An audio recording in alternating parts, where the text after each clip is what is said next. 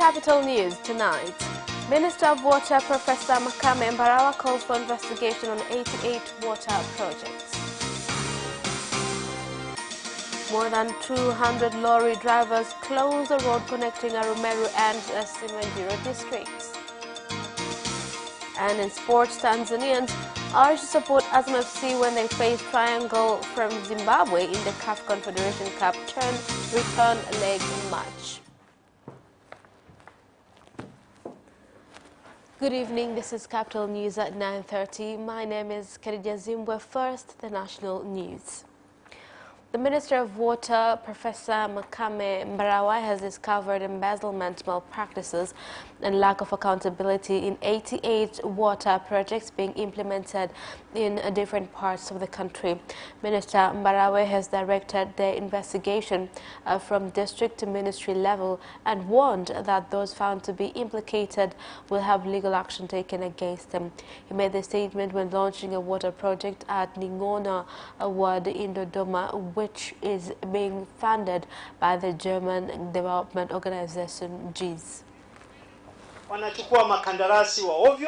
Money is given, yet they work with dubious contractors, unethical ones. As a result, you've had to suffer for 7 years. This is unacceptable. This has not just affected you. There are 88 similar projects across Tanzania. The German government provided 135,000 euros and technical assistance through GIZ. Planning and implementation was done by DUWASA and the Dodoma City Council in cooperation with the people of Nongona. We thank God for bringing us safe water. Now we have clean and safe water. More than 200 sand lorry drivers in Arusha region closed the road connecting Arumeru and Simanjiro districts for more than 6 hours, demanding the government to rehabilitate it due to its poor state. However, the road was reopened after Arumeru District Commissioner Arumeru promised them that the road will be rehabilitated.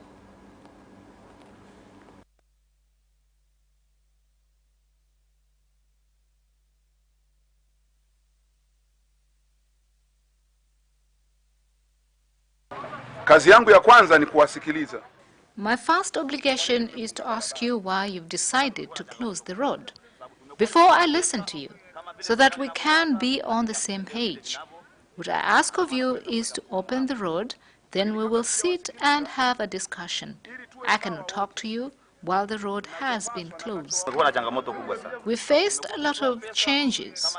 We've been paying as the government requires, but right is not done by us.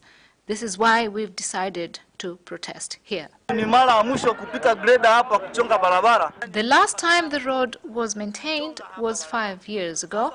It is not safe to drive on the road, no matter how good your car is, because you could lose a tire, causing the car to lose control. Detective Chief Inspector in Bagala Police District Bernard Nyambari has told Kisutu Resident Magistrate Court in Dar es Salaam how he conducted investigations on 9 leaders of Chadema party, including the national chairman Freeman Mbowe, who are accused of organizing illegal demonstrations which inconvenienced motorists as well as small traders. He told the court that on February 16th, he received a call from the DCI in Kinondoni Police Region SSP Kungu Marungu, directing him to go to the Kawawa Road where there was a demonstration being led by leaders of Chadema. He said when he arrived at Mkwajuni area, the demonstrators opposed a directive to disperse, forcing the police to use tear gas, and that it was the chaos that led to the death of one person identified as Aquilina Aquilini, who was shot by a bullet in a commuter bus at Mkwajuni bus station. When questioned by the defendant's lawyers, the witness failed to confirm on alleged incitement speeches made by 9 Chadema party leaders at Buibui grounds. Now, moving on. A former Minister of Transport in the fourth phase government and TTCL board chair Omar Rashid Nundu has died while being taken to hospital at National Hospital in Dar es Salaam. The public relations officer at Muhimbili Hospital, Sophia Mtakasimba, said that the body of the late Omar Nundu is being preserved at Lugalo Military Hospital. Taarifa za kifo cha Mheshimiwa Omar Nundu. With great sadness, we announce the passing of Honorable Omar Nundu, who was a minister in the previous government, but was also the Airtel board chair. Honorable Omar Nundu was brought here today at 1 p.m., but sadly, he had already passed away. His family decided to have the body preserved at Lugalo Military Hospital. Meanwhile, Muhimbili Orthopedic Institute Moi has said that the Archbishop of Dar es Salaam Catholic Diocese Jude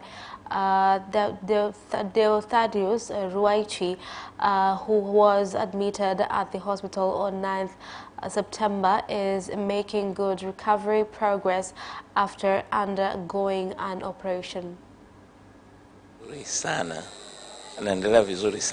He is doing well, is conscious and is aware of his surroundings. When he arrived, he was subconscious, but after the operation, he started to show some improvement. Mpaka kesho yake, lakini baadaye ambayo ni jana jioni alianza kuonyesha maendeleo mazuri sana. Parliament has passed 3 resolutions, including one on employment for publications done by people with visual impairment or physical disabilities.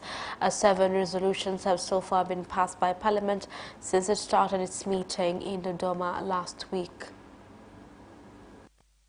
Lakini pia tutahakikisha we shall ensure that translation is done in Kiswahili so it can be accessible throughout the country and enable us to serve those intended. Data kama ilivyoshauriwa. Sehemu hii inahusu haki ya wagunduzi. This section is concerned with the right of innovators who have been given legal rights. An innovator will have the right to produce and sell seeds, and it will be unlawful to use seeds unauthorized. Blind people will now get the help they deserve, so various literature, be it drawing or books, can be interpreted. Small traders whose stalls were demolished at Pugu Kajungeni area, Dar es Salaam, have returned to the area and allocated themselves spaces for business activities. They claim that the government has revoked the ownership certificate in the area, which was being disputed between them and a resident. After several meetings, we asked Honorable President to come to Pugu because no leader has come to see them even after property was demolished. No resolution has been found with regards to this matter.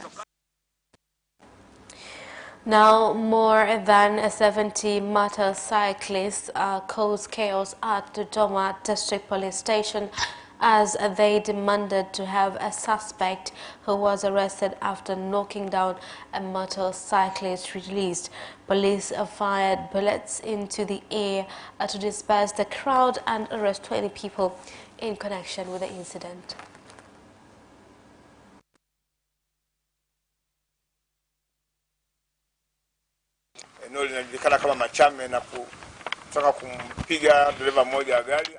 There was an attempt to hit the car driver after causing the accident. They brought him to the police station, and on arrival they wanted to cause more trouble. 20 border cyclists have been arrested and have also been imprisoned for 6 months without fine. We are continuing with the search on borders causing trouble in town, especially at night. We've also arrested 5 people believed to be practicing prostitution. And that is the end of national news. International news follows shortly.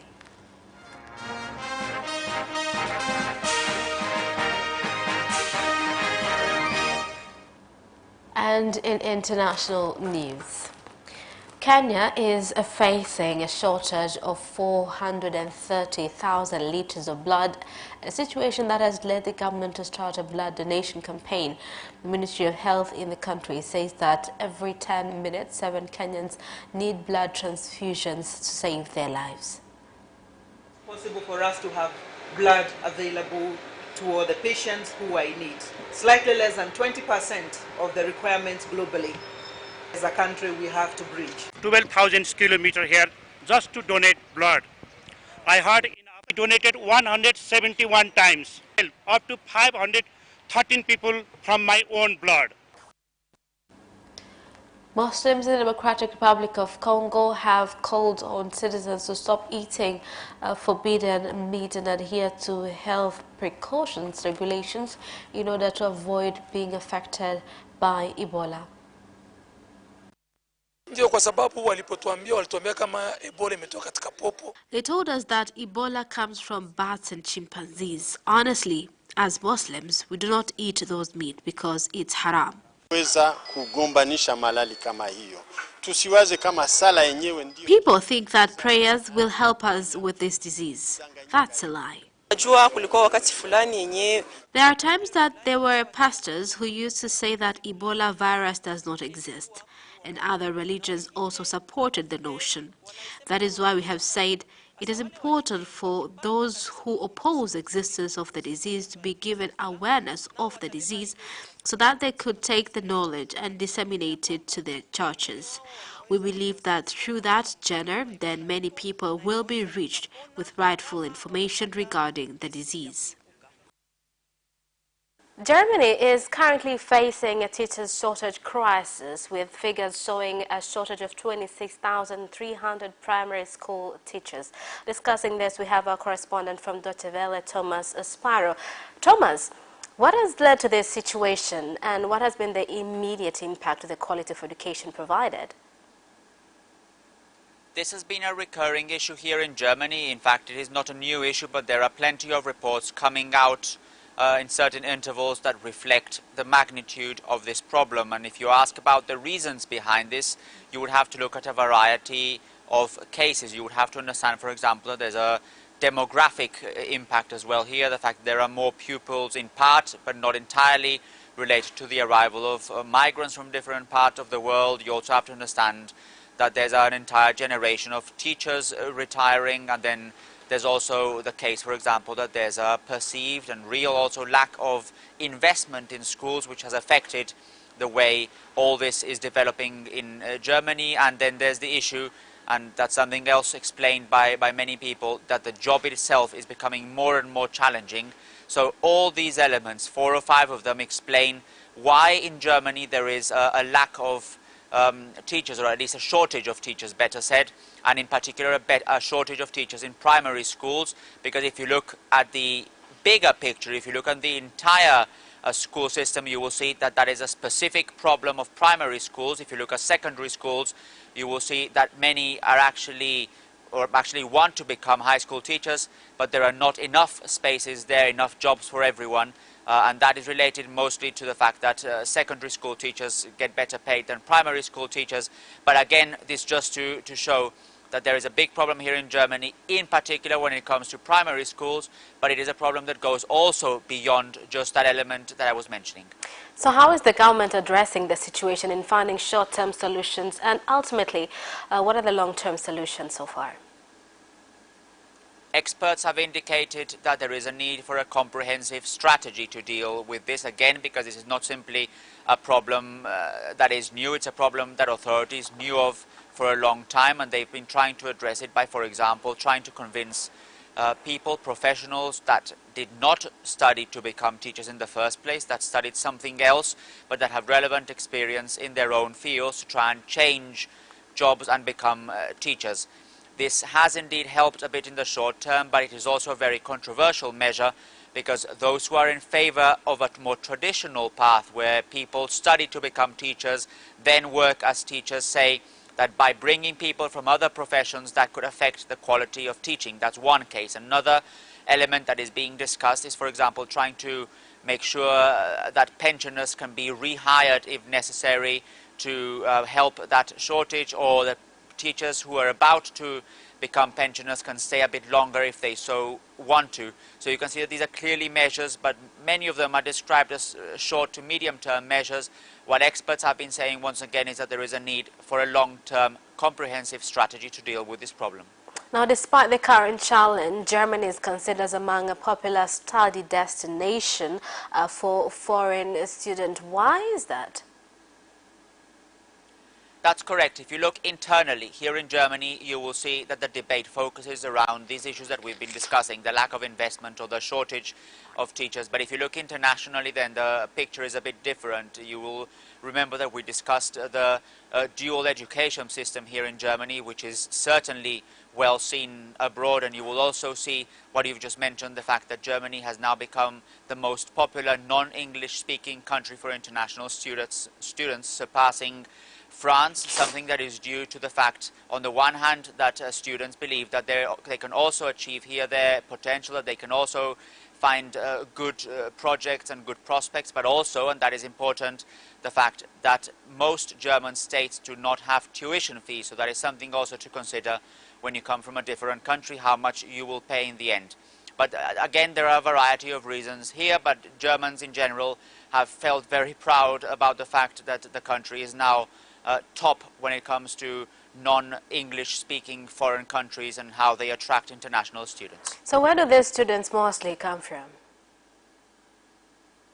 Most students, well, it's difficult because some of the statistics are actually grouped differently depending on the federal states and on the institutions. Education here in Germany is mostly something that is related to the regional areas here in Germany, so the 16 federal states. So it is difficult, for example, to find specific statistics on one country coming to Germany, but you do have, for example, certain groups like, for example, Chinese students or American students, or also students from within the European Union. They tend to be very interested in studying in Germany, and that also comes hand in hand with the increase here in Germany of English language students, English language tuition, for example, English language projects at universities, that has attracted people who do not necessarily speak German language. All right, thank you so much, Thomas. I think we'll just have to wait and see how the government is going to address the situation by providing a long-term solution to the problem. And that is the end of international news. Business news follows shortly after the break. Watch Business Edition as we talk to business leaders and experts in sectors that are transforming Tanzania's economy. To be rich, I have to be a business person. It's not an easy road at all. People need to understand.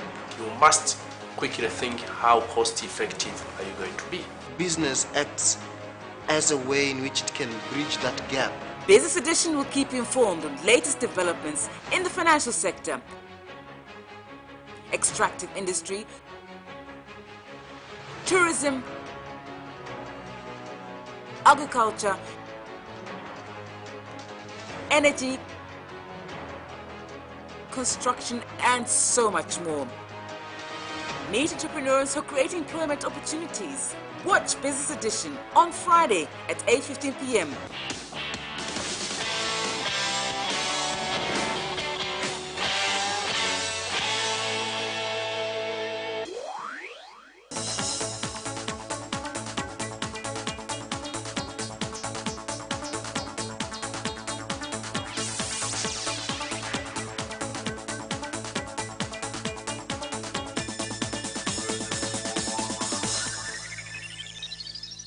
Welcome back, and in business news tonight. Avocado farmers in Njombe region have expressed concern on threat of poor harvest due to drying up of the crops caused by ice. The farmers said avocados have been drying up despite attempts to cover them from ice caused by very cold weather. Kabisa, hatujapata ufumbuzi wa hii barafu. We have not found any solution to the snow problem because avocado farmers in Njombe region, especially in Wangingombe district and Njombe council, have been highly affected by the snow. The snow that came in July burnt all avocado trees of different sizes from big to small. Hivyo kama mnavyoona miti ilivyoungua. Trees have been burnt. We are trying to remove the dried parts and hope for the left parts to continue growing again. Now, Small Industries Development Organization, SIDO, has called on small entrepreneurs to take cash and equipment loans from various institutions in order to grow their businesses.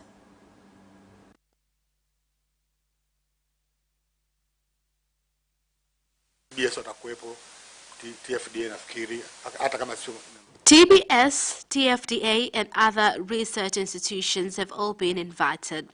This will allow people to get the opportunity to see different technologies used in establishing small-scale industries.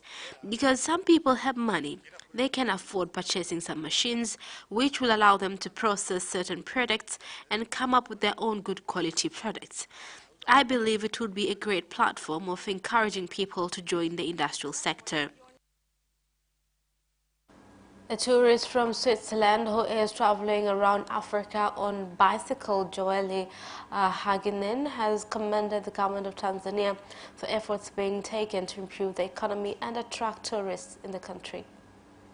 If you sit in a bar, if you sit in a restaurant, there will be always people coming and taking care of you, make sure that you feel comfortable at home. And Tanzania is a beautiful country, and I think you should come to visit it. And the president, Magufuli, in Tanzania, really helps the tourists to come. It's a peaceful country.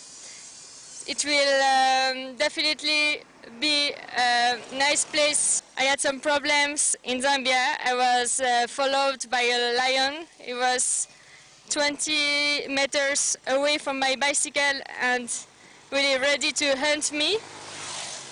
So I was very lucky because someone came from the other side with a car and chased the female lion, but I was about to be killed by a lion. The tourist has explained how much she has enjoyed to see for herself, including how wealthy we are and how fast our country is growing under the leadership of Dr. John Magufuli.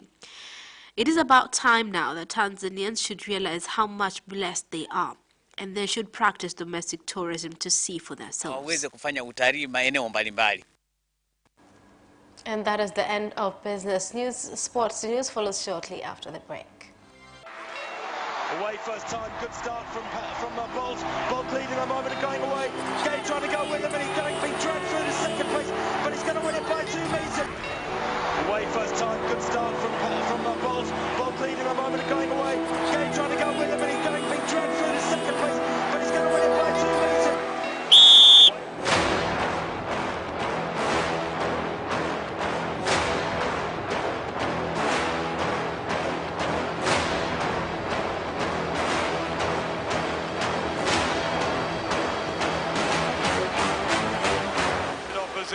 Joaquinho, he did lose to Lynn.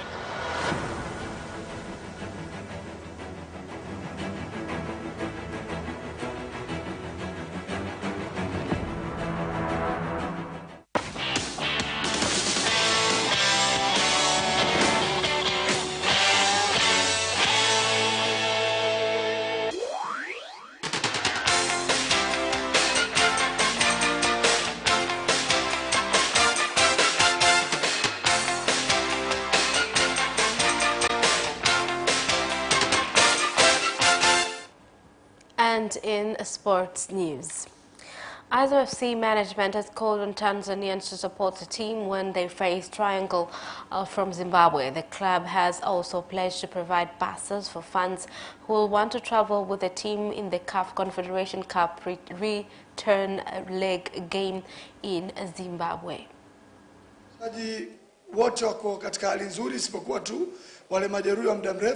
All players are in good conditions, except the long-term injured ones. We thank God some of those who were injured for a long time have started coming back. Mwantika is starting to come back. Mudathir is also coming back. Others will return soon. We insist on calling for our fans, every football fan and Tanzanians in general, because this is a national issue and so it touches all Tanzanians.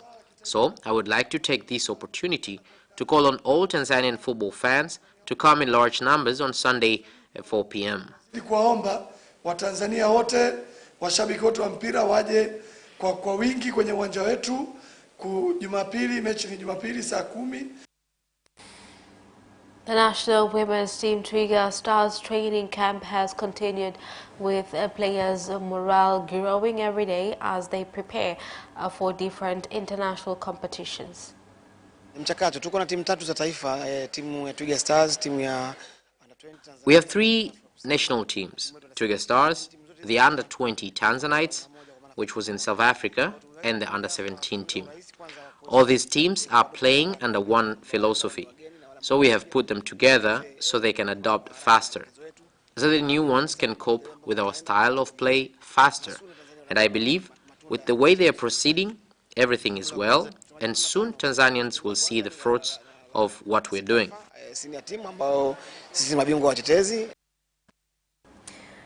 Team USA, the runaway favorites to win the FIBA World Cup for a 3rd time in succession, have been bundled out of the tournament in the quarterfinals by France. Here's the report. Though the US were far from full strength, with the NBA's biggest American stars opting out of the tournament, they still fielded a team that included talented players such as Jaylen Brown, Donovan Mitchell, and 3-time All-Star Kemba Walker. The team was also coached by Greg Popovich, a 5-time NBA champion. The result ended a 58-game win for the US at the Olympics and World Cups. France pulled off their 89-79 victory after overhauling a 7-point deficit in the 4th quarter. Their own NBA stars helped fuel the victory. Evan Fournier scored 22 points, while Rudy Gobert added 21 points and 16 rebounds. France had never beaten the US in 9 previous meetings in major international competitions. And Barcelona star Lionel Messi is all but out of Saturday's La Liga meeting with Valencia as he continues personalized rehabilitation work away from the main group. Here's more in the story.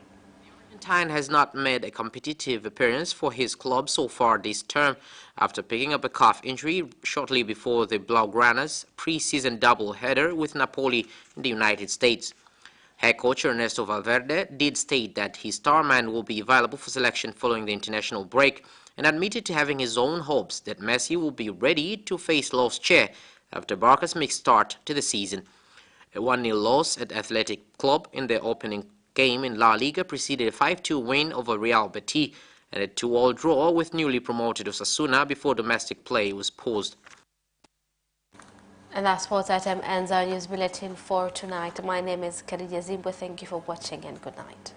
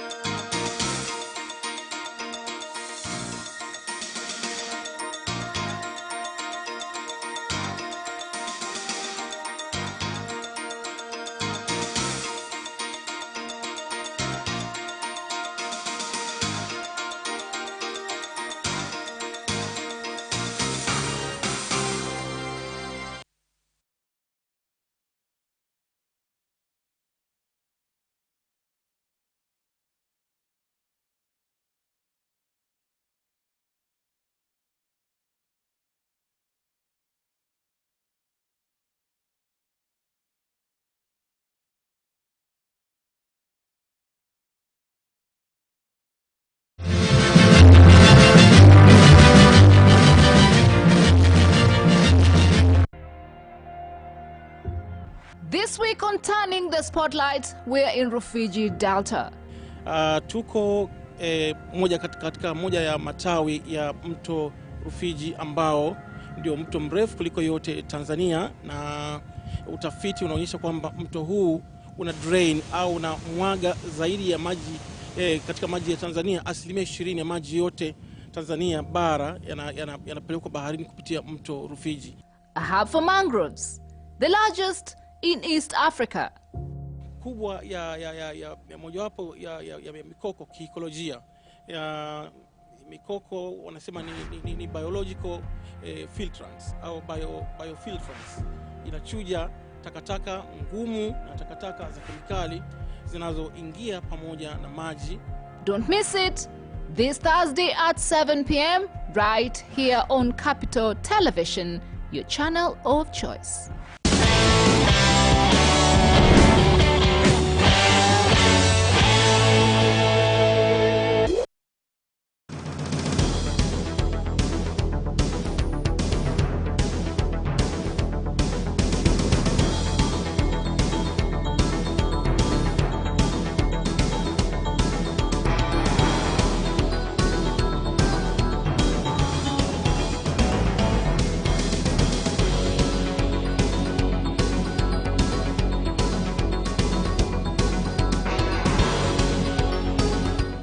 Uhaligani mtazamaji wa ITV na uwe msikilizaji wa Radio 1 popote pale unapoendelea kufuatilia yetu matangazo. Hiki ni kipindi cha dakika 45. Kipindi ambacho huandaliwa na kurusha kupitia studio za ITV Mikocheni jijini Dar es Salaam. Mimi ni wako mtangazaji Deogratius Royunga na mgeni wetu leo si mwingine ni Balozi Dr. Wilbrod Slaa, balozi wa Tanzania nchini Sweden. Balozi, karibu katika dakika 45. Asante sana mtangazaji. Naam, habari za Sweden? Sweden sisi tuko salama. Naona mambo mazuri. Tunakwenda vizuri kwa kweli, hatuna cha kulalamika. Ukiacha maswala madogo madogo kama ya hali ya hewa. Ndio. Wakati wa winter ni baridi sana, wakati mwingine kiangazi ambayo ungefurahia kidogo, lakini ukuta joto ni zaidi ya Dar es Salaam. Haya ni mambo ya kawaida. Lakini vinginevyo kwa kweli pazuri. Naam. Karibu Tanzania. Asante sana. Labda ni kabla hatujaanza mengine, kwa kuwa sikuwepo Tanzania kwa muda mrefu na kuna matukio mengi yametokea hapa katikati, nichukue fursa hii kwa niaba yangu na kwa niaba ya wenzangu wote kituoni kwetu kutoa pole na rambirambi zetu kwa msiba mkubwa tuliopata hivi karibuni wa baba yetu. Naomba Mwenyezi Mungu aiweke roho yake mahali pema peponi, na naamini wote tunaungana katika hali hii ya maombolezo ambayo na hakika bado mioyoni mwetu inaendelea. Kwa hiyo naomba nitoe tu pole za dhati kabisa, na naamini kuendeleza zisha na yako mengi ambayo tungeweza kuyasema. Na nitoe pole pia kwa familia, watoto, ndugu na marafiki zake wote. Tunashukuru sana Dr. Asante sana. Naam, shukrani sana. Dr. umekuwa nchini Sweden kwa muda sasa tangu uteuliwa kwa balozi huko na Rais wa Jamhuri ya Muungano wa Tanzania. Ni mambo gani hasa ambayo umejifunza huko ambayo yanaweza kuwa na manufaa kwa Watanzania?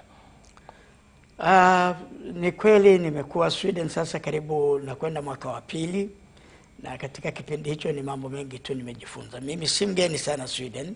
Nimeshatembelea Sweden mara kadhaa katika nafasi zangu mbalimbali. Lakini nimefika kikazi, nimejifunza wenzetu wanaishi kwa namna gani.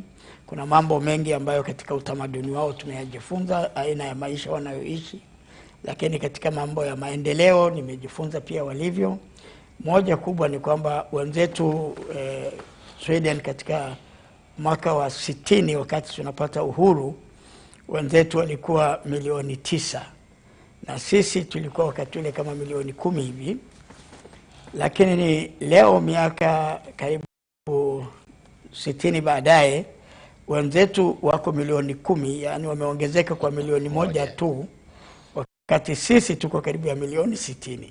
Kwa hiyo unaweza kuona kabisa kwamba sisi tumekuwa kwa haraka sana. Japo ni kweli pia kwamba sisi ardhi yetu ni kubwa sana. Wanaingia zaidi ya mara 10 na kitu nafikiria au karibu ya 20 katika Tanzania. Kwa hiyo kukua kwetu na kukua kwao kuna tofauti, lakini kwa maana ya maendeleo kukua lazima kuendane na kasi ya kukua kwa uchumi vile vile, ili kuhimili wingi wa watu ambao unakuwa nao. Lakini wenzetu hao ambao ni milioni 10 wamejenga sana nchi yao. Na kwa kweli kama si mwangalifu unaweza kushtuka jinsi watu milioni 10 wanavyoweza kuendeleza nchi yao. Sisi milioni 50 tumeshindwa kuendeleza ya kwetu. Ukitazama barabara zao, ukiangalia mitandao ya huduma za jamii, kwa maana ya shule zao, kwa maana ya vituo vya afya, kwa maana ya hospitali, huduma zote za kijamii unayotaka, vyuo, shule kutoka chini mpaka kwamba ingeweza kujengwa na watu wachache kiasi ile, na sisi tulio wengi tukashindwa kuwa na vitu vya namna hiyo. Ukitazama sisi hapa tunafurahi na hii picha ulioniwekea ya jiji la Dar es Salaam, lakini ukiangalia hii ulionekea hapa ni katika ukienda Mandezi hali ni tofauti, ukienda Tabata hali ni tofauti, ukienda Temeke hali tofauti. Lakini kwa wenzetu karibu kila mahali unakuta sura inayofanana.